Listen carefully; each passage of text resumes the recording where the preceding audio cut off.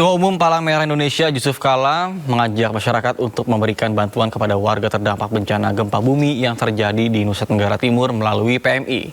Bantuan nantinya akan disalurkan untuk membantu memenuhi kebutuhan warga serta mendukung proses pemulihan pasca bencana. Assalamualaikum warahmatullahi wabarakatuh. Pagi ini kita menyaksikan adanya bencana lagi yang besar, gempa di NTT. Ini masalah, tentunya masalah kemanusiaan. Kita doakan agar gempa itu tidak berakibat besar. Namun demikian, apapun bencana, kita harus prihatin dan membantu masyarakat yang ada di Palang Merah Indonesia telah merencanakan, menyiapkan dan mempelajari situasi ini dan telah bergerak relawan PMI di sana, dan mudah-mudahan kita dapat membantu mengatasi masalah masyarakat. Bagi masyarakat yang ingin membantu mereka dapat disalurkan lewat PMI, dan PMI akan kalau gempa itu berarti kerusakan, butuh mereka memperbaiki. Ini belum jelas semuanya, baru kita lihat dari TV. Namun demikian bagi masyarakat yang membantu dapat melalui PMI, dan kita akan salurkan dan kita akan bantu sebagaimana biasa kesulitan masyarakat. Pemirsa, gempa magnitudo 7,7 di Nusa Tenggara Timur, BMKG sempat memperingatkan potensi tsunami. Warga di sejumlah wilayah pesisir Sulawesi Selatan dan Tenggara panik setelah air laut sempat naik ke kawasan pantai.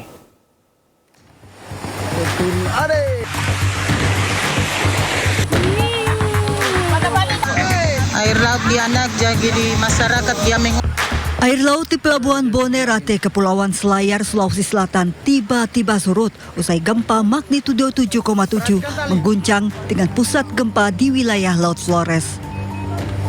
Air laut surut membuat anak buah kapal panik.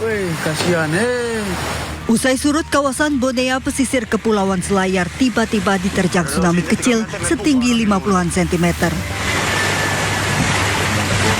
Air laut naik ke daratan dengan arus cukup kuat membawa sampah dan menggenangi permukiman. Air laut juga sempat naik dan memasuki kawasan pesisir pantai Matawaue, Kampung Bajau, Siotapina, Buton, Sulawesi Tenggara. Warga yang melihat kondisi ini langsung panik dan menjauh dari garis pantai, khawatir terjadinya gelombang tsunami. Kondisi serupa terlihat di pesisir desa Kakenaue, Kecamatan Pasarwajo. Sejumlah warga bahkan sempat mengungsi ke puncak atau wilayah yang lebih tinggi karena khawatir terjadi gelombang tsunami. Kepanikan warga juga dipengaruhi trauma gempa Maumere tahun 1992. Saat itu gempa dan tsunami juga berdampak hingga ke Pulau Buton dan menyebabkan kerusakan jembatan serta rumah warga. BMKG mengeluarkan peringatan dini itu sampai di wilayah Kepulauan Buton, khususnya di Buton Selatan, Buton Kabupaten Buton, bahkan Kolaka juga terdeteksi ada kenaikan tinggi gelombang 0,3 meter sampai 0,5 meter.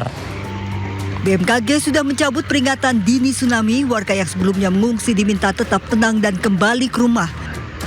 Warga diimbau tetap waspada serta mengikuti informasi resmi BMKG. Tim Liputan iNews melaporkan.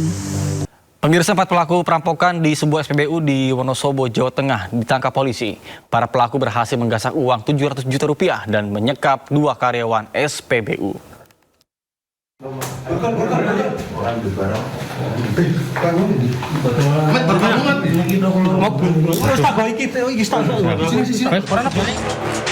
Empat pelaku perampokan di SPBU Selokromo diringkus tim Resmob Polres Wonosobo dan Jatanras Polda Jawa Tengah di Banjarnegara, Jawa Tengah. Sementara 2 pelaku lainnya berinisial AR dan AD masih buron. Komplotan ini diduga sudah merencanakan aksinya sejak akhir Juli atau sekitar 10 hari sebelum perampokan. Mereka berkumpul di sebuah rumah kos di Banjarnegara untuk menyusun skenario dan membagi peran. Tak hanya menyusun rencana, para pelaku juga melakukan latihan 2 hari sebelum beraksi. Dalam aksinya, para pelaku mengaku sebagai anggota Resmob Polres untuk memeriksa CCTV terkait aksi begal. Kemudian para pelaku menyekap karyawan dan penjaga SPBU, lalu menggasak uang yang ada di brankas senilai 720 juta rupiah. Aksi para pelaku hanya berlangsung selama 12 menit. Cara dia datang ke TKP, dia ketok pintu mengaku sebagai resmob, menyampaikan kepada asisten supervisor atau pelapor yang bekerja di SPBU tersebut bahwa saya resmob, ada tindak pidana begal, saya mau lihat CCTV. Kemudian pelapor ini, asisten supervisor atau korban ini, dia membuka pintu, kemudian menyalakan lampu, balik badan, kemudian disekap oleh pelaku lainnya atas nama WH. Uang hasil kejahatan dibagi 6 pelaku dengan bagian sekitar 130 juta rupiah. Sebagian uang digunakan pelaku untuk membeli motor, ponsel, dan kebutuhan selama pelarian. Polisi masih mendalami dugaan adanya orang dalam yang mengetahui sistem penyimpanan dan penyetoran uang di SPBU. Pemirsa, polisi tetapkan 4 tersangka atas kasus viralnya tantangan hafalan surat Al-Quran berhadiah miras di sebuah festival musik. Gua bayarin 1 botol. A2, sini bareng sama gua. A2 bareng sama gua.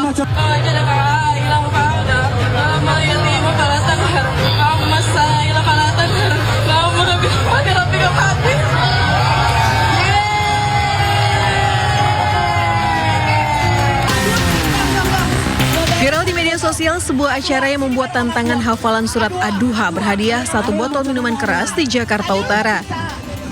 Kejadian ini terekam di sebuah acara festival musik pada 9 Agustus lalu, tepatnya di stand merek Newport. Peristiwa ini pun memicu kecaman luas karena dianggap melecehkan kitab suci umat Islam Al-Quran. Sejumlah pihak pun sudah melaporkan kejadian ini ke polisi. Challenge sebuah ayat suci Al-Quran dengan hadiah minuman keras, minuman yang mengandung beralkohol yang jelas-jelas itu kontra, haram dan dilarang. Nah, ini sebagaimana kita ketahui melukai dan menyakiti mayoritas umat muslim di Indonesia, dan Majelis Ulama Indonesia pun sudah memberi respon. Jadi hari ini kami di sini bersama-sama untuk lebih mendalami apakah perbuatan tersebut murni hanya pelakunya saja atau penyelenggaranya atau sponsornya juga ikut ada kaitannya. Kini kepolisian sedang melakukan penyelidikan terhadap kasus dugaan penistaan agama yang dilakukan di salah satu festival musik Sound Project tersebut. Kini Polda Metro Jaya telah menetapkan 4 orang tersangka berinisial RES, AK, I, dan M yang terlibat dalam pusaran acara tersebut. 2 dari 4 tersangka kini resmi ditahan di rutan Polda Metro Jaya guna pemeriksaan lebih lanjut. Pihak Majelis Ulama Indonesia pun mengecam keras aksi ini karena dinilai melanggar nilai agama, etika moral, dan merendahkan kemuliaan Al-Quran dengan barang yang diharamkan. Tim Liputan iNews melaporkan.